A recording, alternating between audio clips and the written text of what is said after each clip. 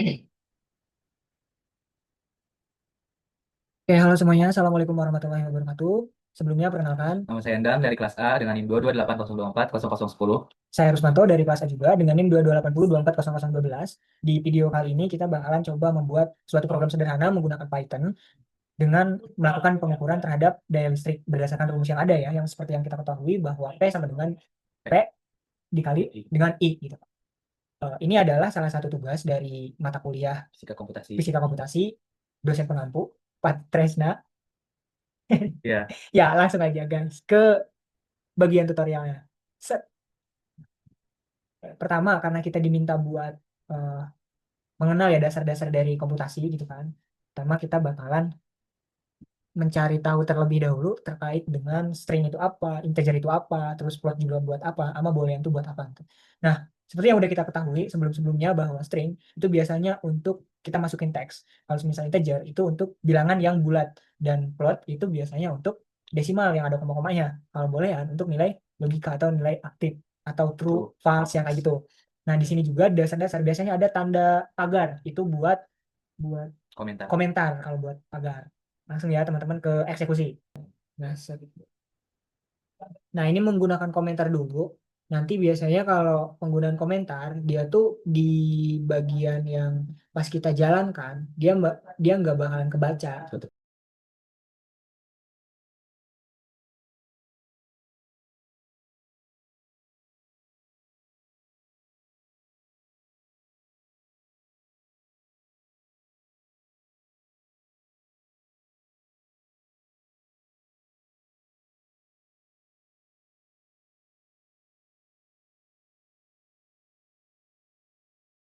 Jalannya langsung muncul.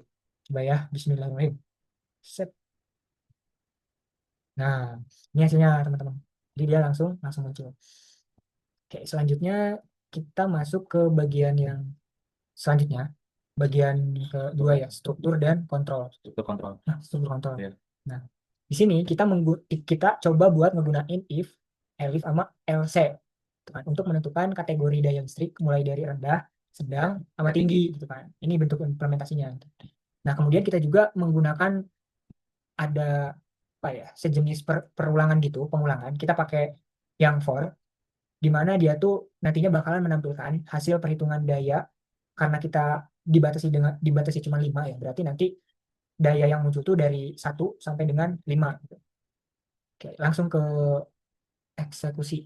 Langsung eksekusi, Mas. Pertama berarti dikasih komentar dulu biar kita jelas. Kita kasih aja rumus dayanya dulu ya biar kita nggak kebingungan nantinya. Dari sama dengan.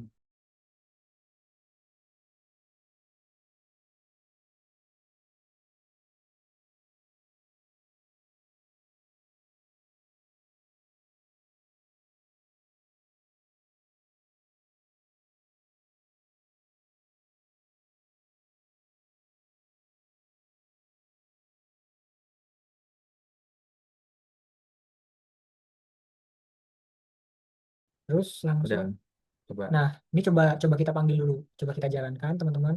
Set. Nah, ini langsung ya, teman-teman, langsung ada. Sini berarti dayanya yang diketahui adalah 440 watt. Nah, selanjutnya coba kita buat yang pakai if terus pakai elif else gitu.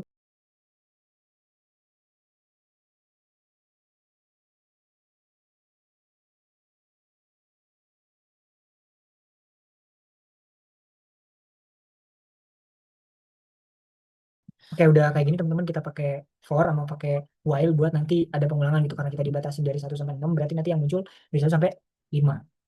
Oke. Tek, langsung kita jalankan. Nah, seperti ini teman-teman kenaikannya. Begitu ya pengulangannya ya. Langsung clear. Kita lanjut ke pembahasan selanjutnya. Di selanjutnya itu kita bakalan coba ngebahas terkait dengan eh, suatu fungsi yang ada gitu. Di sini kita membuat fungsi untuk menghitung daya dengan dua parameter ya, ada V sama ada I-nya gitu kan. Fungsi ini digunakan untuk kita mengelompokkan perhitungan agar bisa dipanggil berulang gitu nantinya pas ke bawahnya itu biar mudah dipanggilnya gitu kan. Nah, di dalamnya itu terdapat perintah nantinya bakal ada perintah return yang berfungsi mengembalikan nilai hasil perhitungan ke program utama gitu. Terus bedanya dengan print, return tuh tidak langsung menampilkan hasil tapi menyimpan nilai agar bisa digunakan lagi di bagian lain gitu. Jadi dia tuh nanti kalau misal kita udah gunain dia di atas, kita nggak harus ngetik ulang lagi karena kita tinggal panggil aja kodenya gitu teman-teman. Langsung ke eksekusi.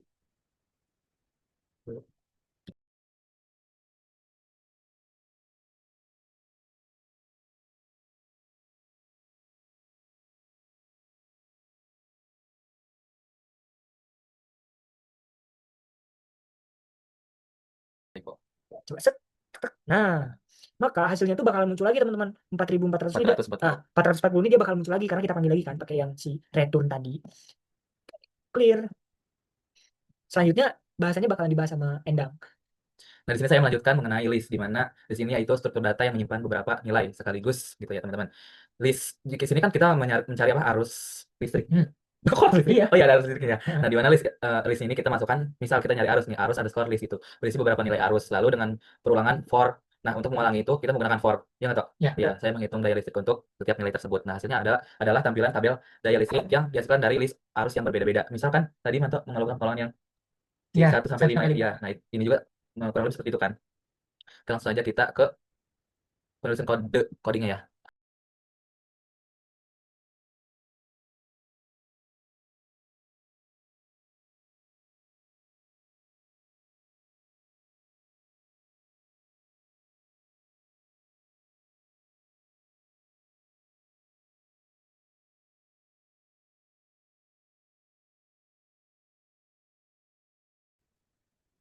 Oke teman-teman, karena di sini sudah melakukan pengetikan kodenya ya, langsung aja kita rankan apakah benar apa enggak gitu kodenya.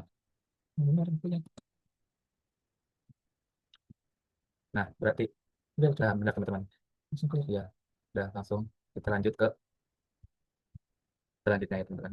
Oke lanjut teman-teman, karena tadi yang mengenai list sudah beres ya. Di sini lanjut di bagian konsep object oriented programming atau OOP. Nah, saya di sini akan membuat kelas bernama daya listrik karena kita mencari daya listrik ya di awalnya, yang memiliki dua atribut yaitu tegangan sama arus. Nah, di sini fungsi init yang disebut dengan konstruktor, fungsinya itu untuk menginisiasi apa ya? Inisialisasi. Menginisialisasi nilai awal atribut ketika objek baru dibuat gitu. Nah, misalnya ketika saya membuat objek alat 1 sama dengan daya listrik. Daya listriknya kan tadi 220,7 itu apa? Yang skip aja. 220. 220. Nah, Python otomatis menjalankan init untuk mengisi nilai tegangan dan arus. Terus ada kata set. Nah, kata set di sini itu digunakan untuk mengacu pada objek itu sendiri, sehingga setiap objek bisa memiliki nilai tegangan dan arus yang berbeda, gitu, teman-teman. Terus lanjut di situ ada metode hitung, di mana menggunakan return yang tadi untuk mengembalikan hasil perhitungan daya listrik dari objek tersebut. Oke, langsung saja kita masuk ke penulisan coding.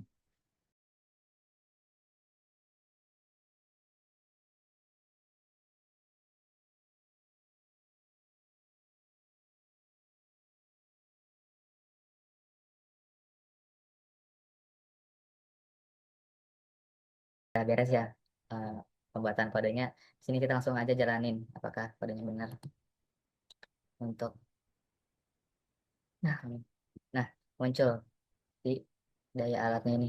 Ya, betul. Iya, daya alat 1 itu ada 660 watt. Kita lanjut ke soal yang berikutnya teman-teman.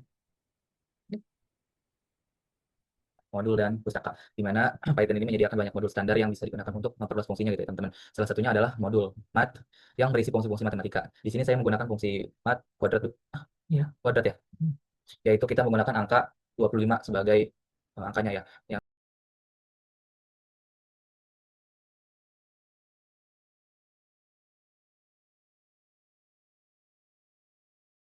menjalankan di terminalnya. Apakah benar? Oke, betul. Dari bahwasanya akar dari 25 itu adalah 5 gitu teman-teman. Nah, kita dapat belajar banyak hal ya teman-teman tentang dasar-dasar pemrograman Python, mulai dari variabel, struktur kontrol, fungsi, OOP, hingga penggunaan modul ya, yang tadi itu yang menggunakan kuadrat. Dan program ini juga menunjukkan bahwasannya daya listrik tadi sangat bergantung pada tegangan dan arus gitu ya teman-teman. Ketika si tegangannya besar, maka daya yang dihasilkan juga akan semakin besar gitu teman-teman. Mungkin cukup sekian dari tugas kita berdua mengenai fisika komputasi. Kurang lebihnya kita mohon maaf. Kita pamit undur diri. Wassalamualaikum warahmatullahi wabarakatuh. Baik.